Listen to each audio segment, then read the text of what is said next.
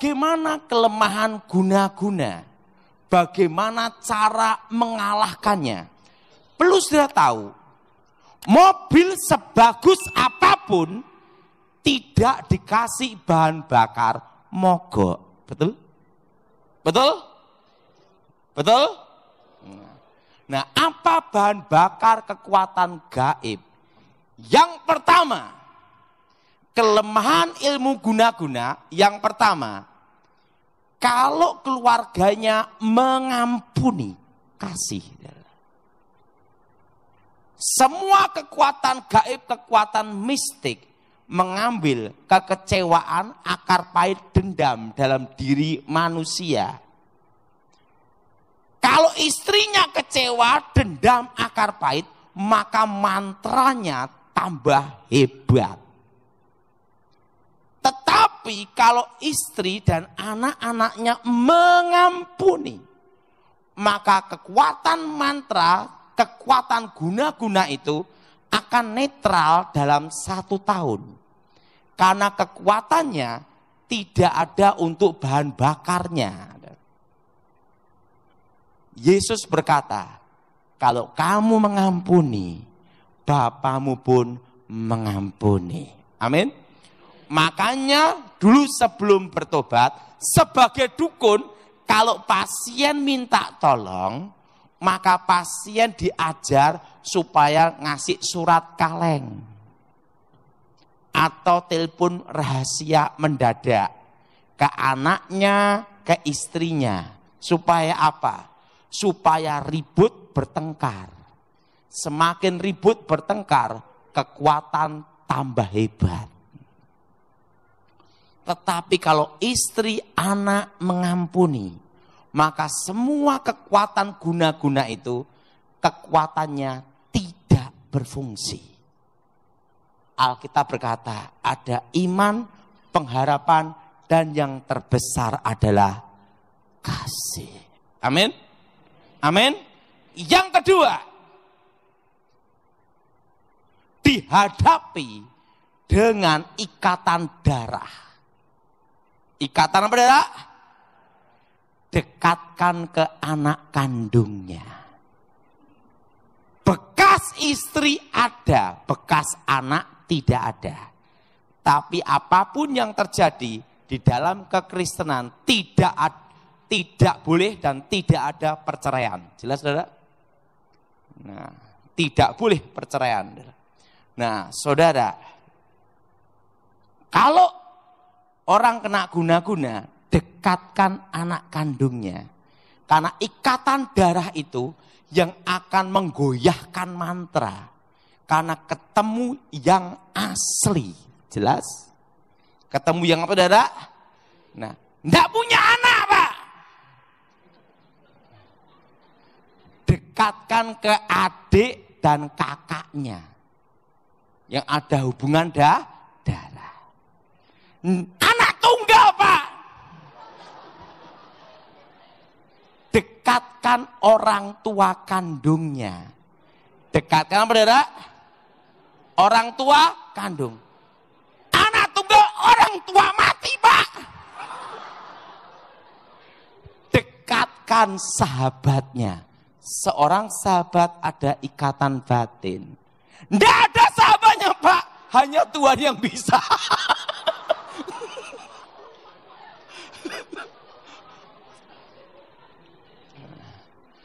Harus ada minimal sahabatnya.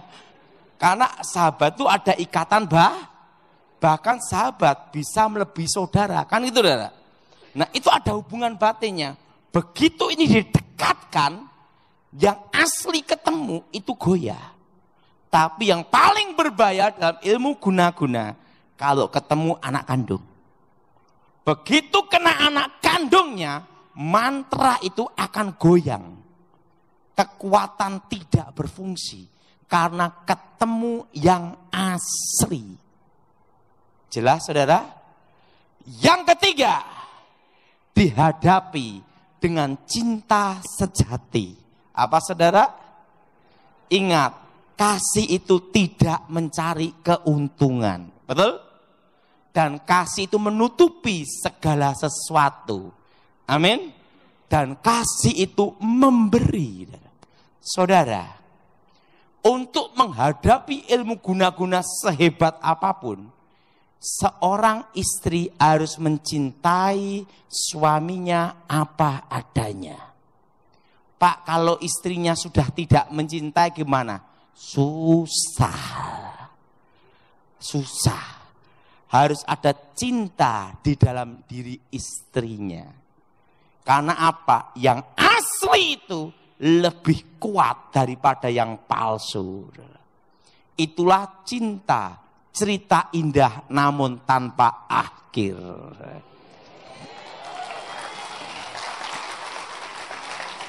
Jelas? Dekatkan ke saudara. Orang anak setelah itu hadapi dengan cinta yang suci. Dari cinta yang murni benar. Ada seorang istri marah suaminya selingkuh. Karena apa? Omset berkurang. Tidak bisa. Untuk menghadapi guna-guna haruslah dengan kekuatan cinta. Dihadapi dengan cinta yang murni. Jelas saudara? Kalau ketemu cinta yang murni, sehebat ilmu guna apapun juga, itu langsung netral, tidak berfungsi. Karena namanya ketemu yang aslinya. Jam made in Swiss Rolex asli beda dengan made in China. Betul? Betul? Ketemu yang asli selesai. Nah, ingat, dekatkan, setelah itu dihadapi dengan cinta yang tulus. Jelas saudara? Dan yang keempat, jangan mengukit dosa lama. Alkitab berkata, jangan hidup mengungkit-ungkit masalah lalu. Ingat saudara, kasih itu memberi apa? Pengampunan. Kadang seorang ibu kalau sudah pernah jengkel sama suaminya, begitu ada masalah baru diungkit-ungkit lagi yang lama. Betul? Yang ngomong betul bapak-bapak semua ini.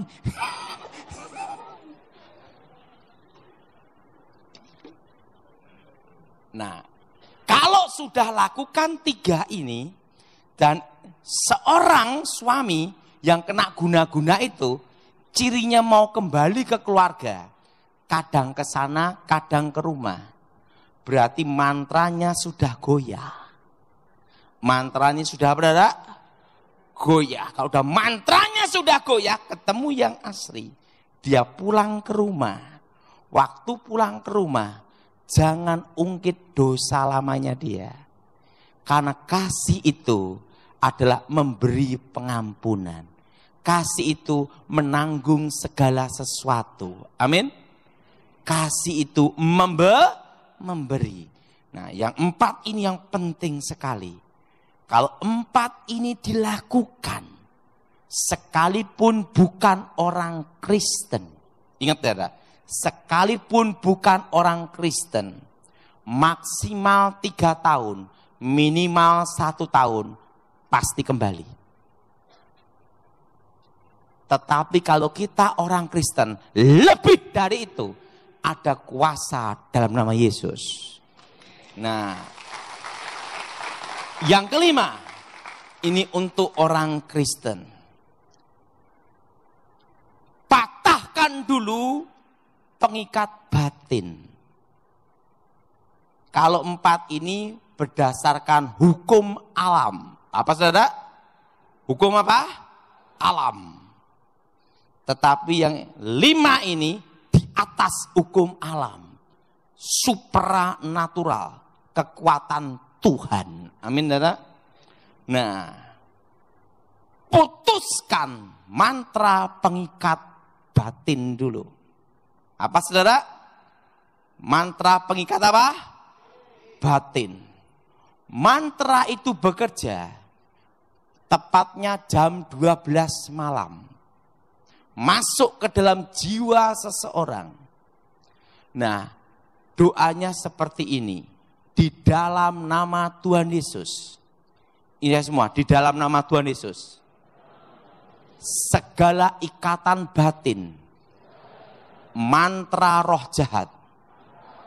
Nah, kalau tahu perempuannya, sebut perempuannya. Kalau itu yang kena istri, sebut lakinya. Ini semua, kami putuskan.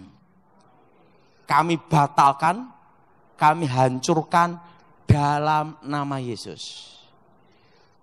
Dan itu kalau suami doakan gini, darah Yesus bebaskan tubuh, jiwa, roh. Apa saudara? Darah Yesus, apa saudara? Tubuh, jiwa, apa? Roh. Putuskan dulu mantra pengikat batinnya. Nah, mantra pengikat batin itu bekerjanya jam 12 malam. Dan masuk ke dalam jiwa seseorang itu tepatnya hari Rabu, Kamis, Jumat. Jarang yang malam minggu. Jelas? Ada 3 hari di sini. Rabu, Kamis, Jumat. Itu mantra pengikat batin itu masuk ke dalam jiwa seseorang. Dan itu harus diputuskan dalam nama Yesus. Sebelum masuk ke dalam jiwa seseorang. Nah, setelah itu, yaitu ditolak, diusir dalam nama Yesus, tepatnya jam 6 sore. Karena mantra itu dikirim, akan parkir, akan masuk sebelum jam 12. Itu parkirnya ada di pintu utama. Di pintu apa, saudara? Utama. Nah, Pak, apakah harus di ruang pintu utama? Kurang kerjaan juga, saudara. Doa tidak dibatasi ruang dan waktu. Saudara, sebelum jam 6 sore, saudara berdoa. Tolak setannya. Doanya seperti ini. Dalam nama Tuhan Yesus. Ini semua. Dalam nama Tuhan Yesus. Segala roh-roh setan, segala roh-roh jahat, mantra-mantra kami usir keluar. Dalam nama Yesus. Darah Yesus hancurkan mantra-mantra. Darah Yesus hancurkan kutuk-kutuk. Darah Yesus sucikan tempat ini. Ingat saudara. Dan perlu saudara tahu. Kalau mantra sudah masuk ke dalam tubuh seseorang. Setelah itu orangnya ini lepas. Ingat. Ada dampaknya. Kalau sudah kena di atas 1000 hari. Begitu lepas setannya, tapi bekasnya itu ada, karakternya rusak. Ingat, karakternya apa, saudara? Karakternya apa? Rusak. Nah, seorang istri harus tahu. Pertama, kalau yang kena suaminya, jangan diserahin sertifikat semua. Balik nama, jual semua. Kenapa? Karakternya rusak dulu. Jelas? Karena yang masuk itu roh jinah dan roh penipu. Nah, jadi harus ada namanya rehabnya. Nah, dan yang kedua, ingat, jangan bawa uang banyak-banyak. Kenapa? Karena karakternya ini rusak. Kalau membenahi karakter itu perlu waktu. Jelas, saudara? Jelas? Jelas? Nah, ingat, tukang becak susah selingkuh. Kenapa? Nggak punya duit. Jelas? Nah, makanya begitu kalau seorang suami itu sadar, habis kena, lepas. Harus seorang istri tahu. Cara mengatasi selanjutnya. Yaitu apa?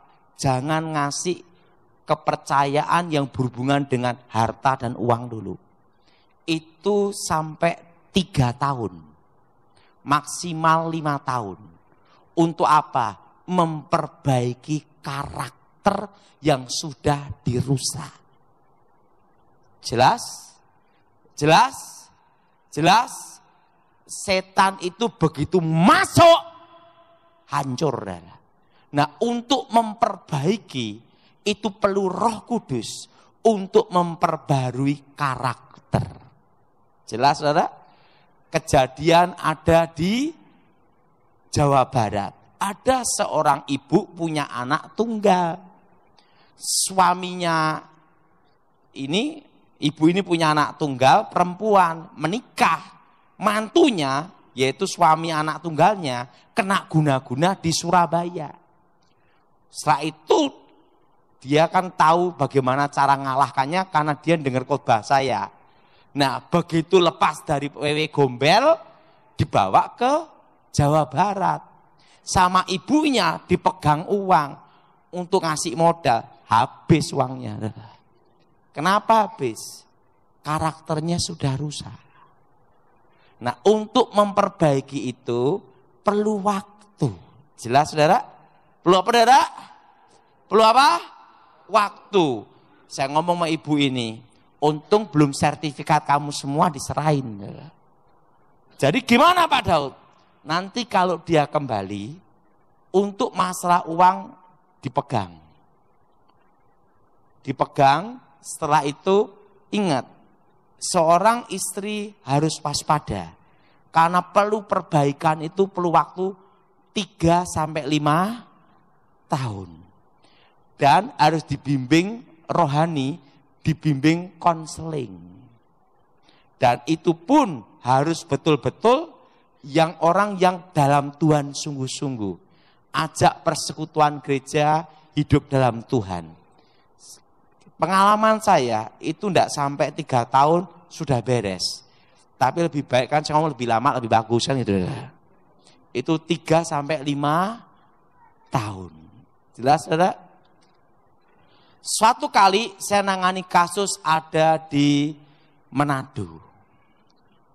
Ada seorang ibu cantik mirip Yuni Sara. Cantik. Cantik. Yuni Sara kalah, dia putih. Cantik. Nah, suaminya kena guna-guna sama pembantu.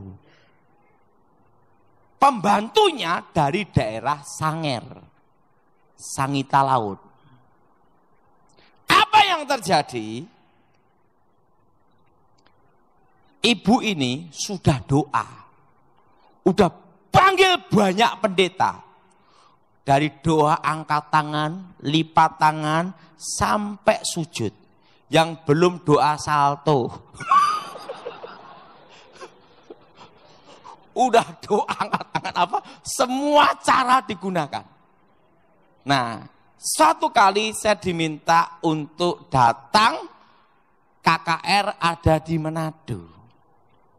Ibu ini ngomong gini, Pak Daud, saya punya suami terkena guna-guna. Bagaimana cara supaya suami saya kembali, Pak? Dan kena sama pembantu. Pikiran kita satu, ibu ini cantiknya kayak gini. Gimana pembantunya? Betul? Betul? Betul? Wong ibunya cantiknya kayak gitu ya.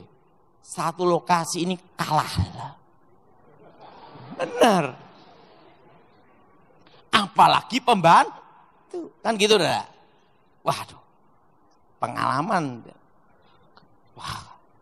Coba. Saya mau lihat suami ibu. Wah. Saya datang ke rumahnya. Suami yang ngomong. Pak Daud tahu nih ya. Ahli santet. Gitu dah. Dia ngomong sama saya. Pak Daud.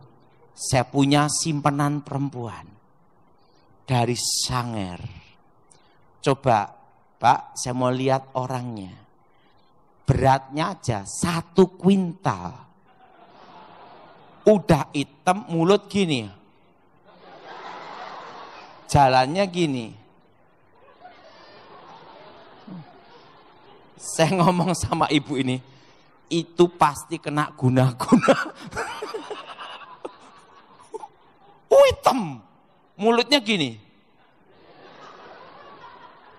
Jalannya gini. Waduh.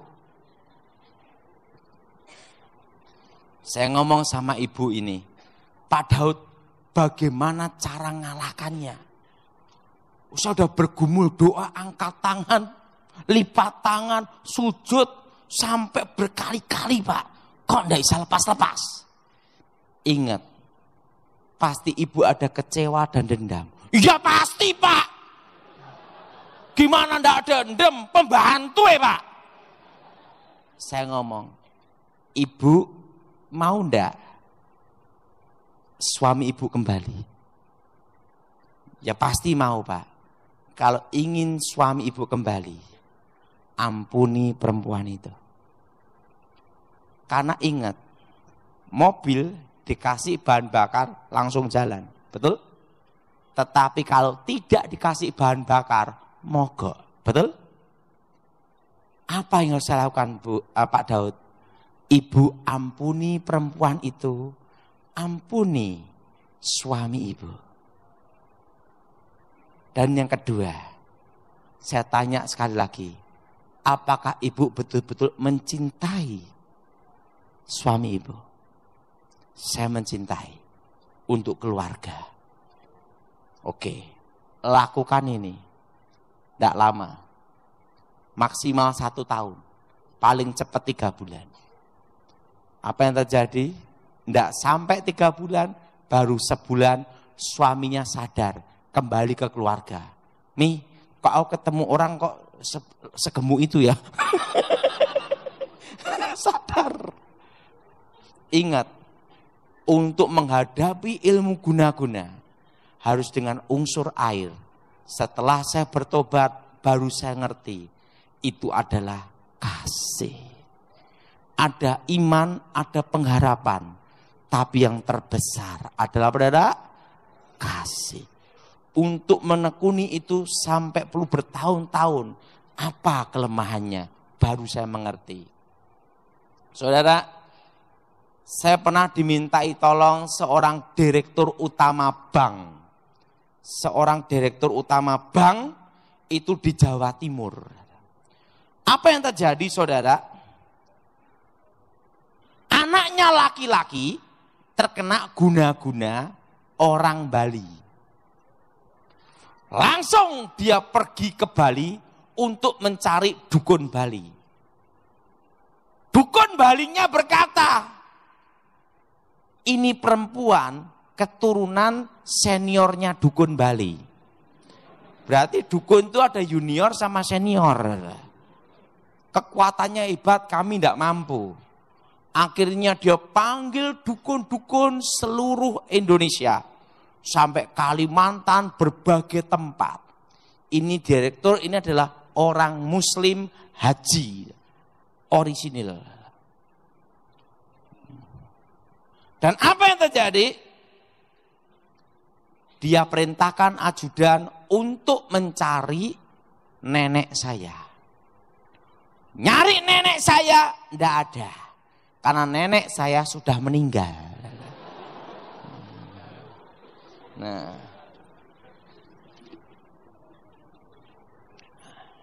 langsung ditanya, dia tanya sama tetangga-tetangga, ada ndak muridnya? Atau yang pernah belajar sama nenek itu? Ada murid tunggal, tetapi sudah masuk Kristen. Nah, ini haji dah. Dikasih tahu sama tetangga, tapi sudah masuk Kristen. Langsung dicari itu. Namanya ini, keturunan ini. Apa yang terjadi? Saya khotbah di Surabaya. Waktu khotbah di Surabaya, ada seorang ajudan datang. Bapak namanya Tony ya? Ya. Daud, nama baptis ya? Iya. Pak, izin, bos saya minta ketemu Bapak. Karena mencari nenek Bapak, nenek sudah meninggal. Si setan kober, ahli ilmu jaran goyang meninggal. Nah, mau tidak mau dikasih rekomendasi untuk cari murid tunggal. Nah, muridnya itu bapak tinggalan. Nah, tapi bos saya ini orang muslim. Bapak diminta dengan hormat tidak boleh nyebut nama Yesus dan Kristen. Loh, kok gitu? Ini perintahnya bos. Ya udahlah, saya tujuannya untuk nolong orang, ya sudahlah. Saya datang ke situ. Direktur utama bank ini gini. Bapak Tony? Ya, Pak Daud? Ya, gimana? Saya minta tolong. Anak saya terkena guna-guna. Semua dukun Kalimantan termasuk yang di TV, di koran sudah tak datangi semua. Dan harapan saya adalah nenek Anda. Tapi nenek Anda meninggal. Sekarang Anda adalah murid tunggalnya. Pasti tahu rahasia kelemahannya jenis ilmu ini. Iya, berarti 3 tingkatan ilmu guna-guna. Oke, saya tahu. Pertama, kalau bapak mau anakmu kembali, ampuni perempuan itu, ampuni pula anak bapak laki-laki. Wah, susah pak. Kalau bila perlu tak potong pak. Perempuannya itu pak, tidak bisa.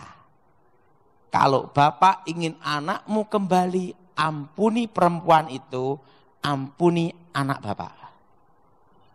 Karena kelemahan ilmu guna-guna dihadapi dengan apa? Pengampunan. Iman, pengharapan, dan terbesar adalah kasih. Yang kedua, semua unsur api kegelapan dalam diri bapak harus dibuang.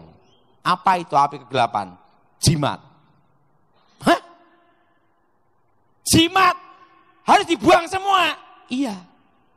Ingin anakmu kembali apa tidak? Yaitu anak saya laki satu-satunya ya Pak. Ya pasti ingin kembali. Ya udah. Ajudan.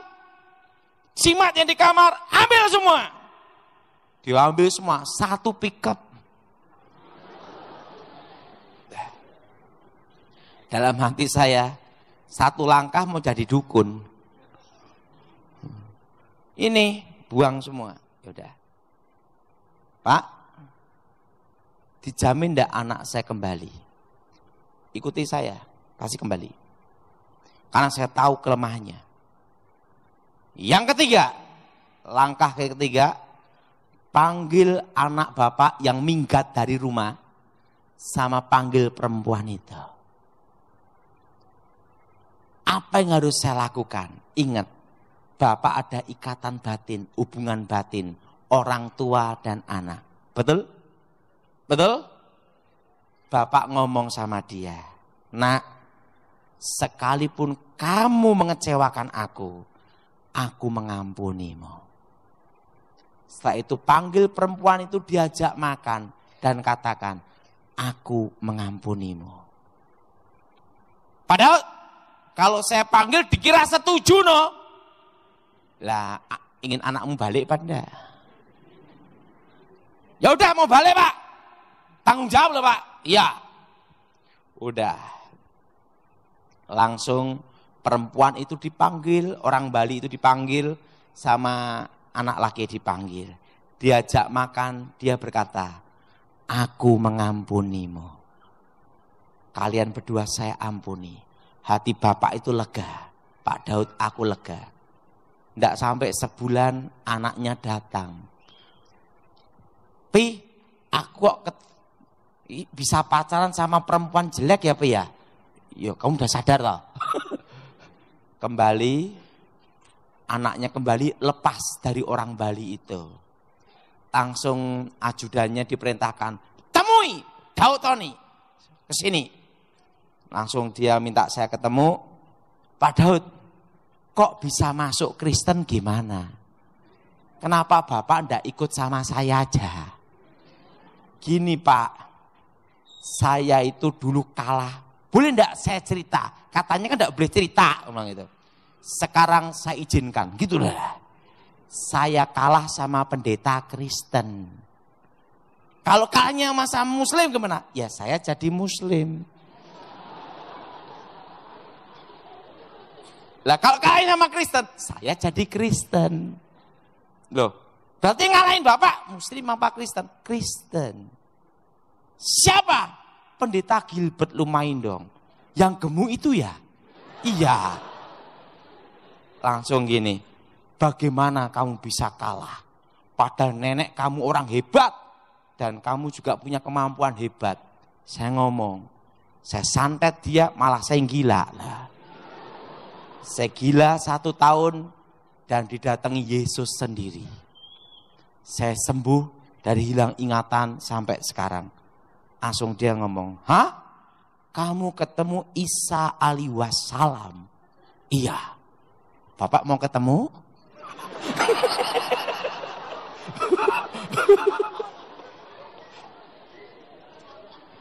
Langsung gini, yang benar, kamu ketemu Isa alaihi wassalam, hakim yang adil di dalam hadis.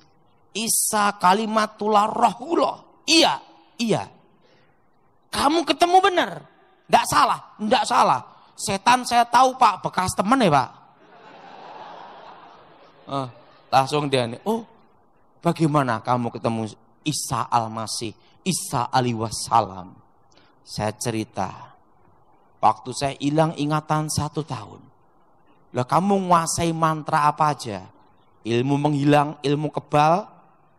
Dia ngomong, umur berapa kamu belajar itu? Umur 9 tahun. Saya udah ngilang. Umur 9 tahun saya udah ngilang. Saya umur 9 tahun udah cari kodok. Tahu cari kodoknya? Tak kasih tahu. Waktu itu saya umur 9 tahun, saya itu bosen makan apa? Pisang, tempe, tahu. Dan yang kedua, maksimal makan ayam goreng, itu pun nunggu ayamnya besar dulu.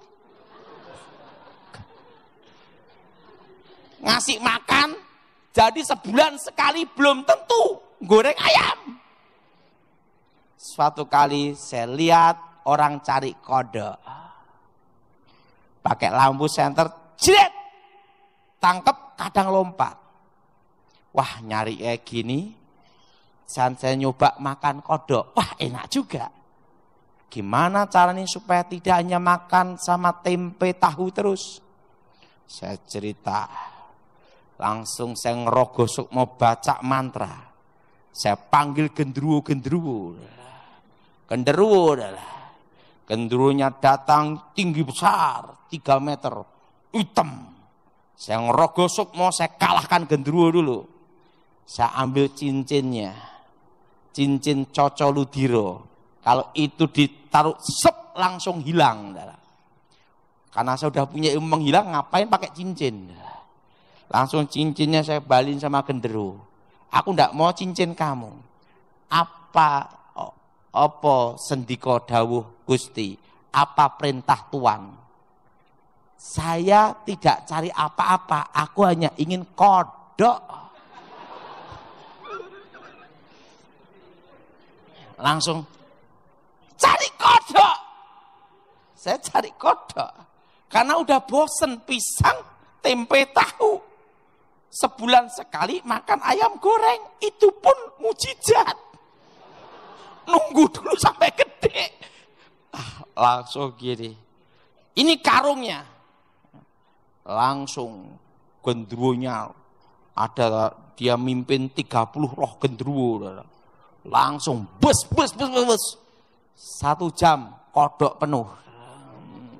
Setelah kodok penuh tak lihat. Wah, yang kecil-kecil segini juga diambil.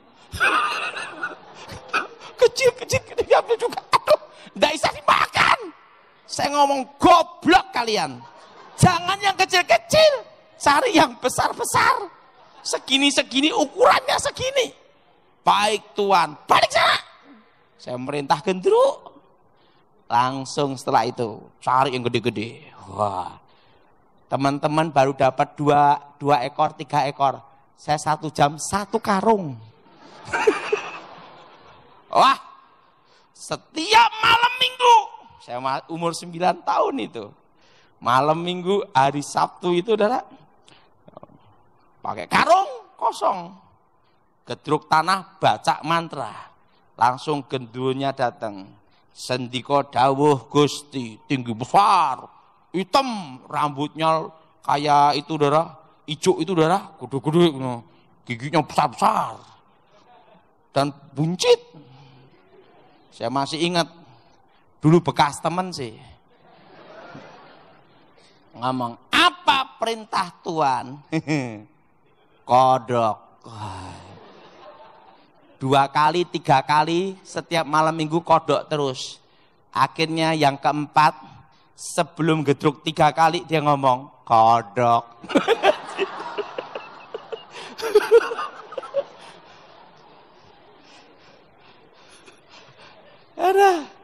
Setelah saya bertobat, sampai sekarang suka kodok.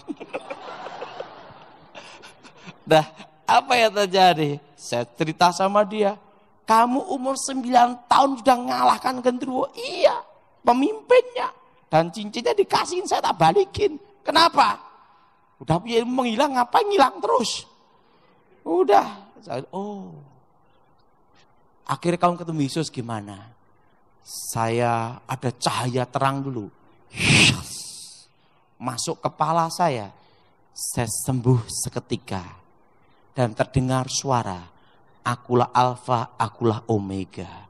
Yang awal, yang akhir, akulah aku, YHWH, Yahweh. Aku telah mati, bangkit, hidup kembali, Yesua Hamasia. Langsung dia gini, Yesus betul-betul disalib atau tidak toh? Nah, saya ngomong sama dia, saya ngelihat dia sendiri ada lubang paku di sini. Langsung dia ngomong gini, berarti kamu ketemu Yesus Kristus sendiri, Isa Al-Masih. Iya. Berarti kamu udah bertobat. Iya. Udah enggak ada order lagi. Udah enggak. Saya ngomong, terima kasih anak saya udah kembali. Saudara, cinta yang palsu hanya bisa dikalahkan dengan cinta yang suci. Amin. Dan cinta itu adalah apa? Kasih. Apa saudara? Ngomong sebelahnya, kasih. Amin. Nah, mari kita bangkit.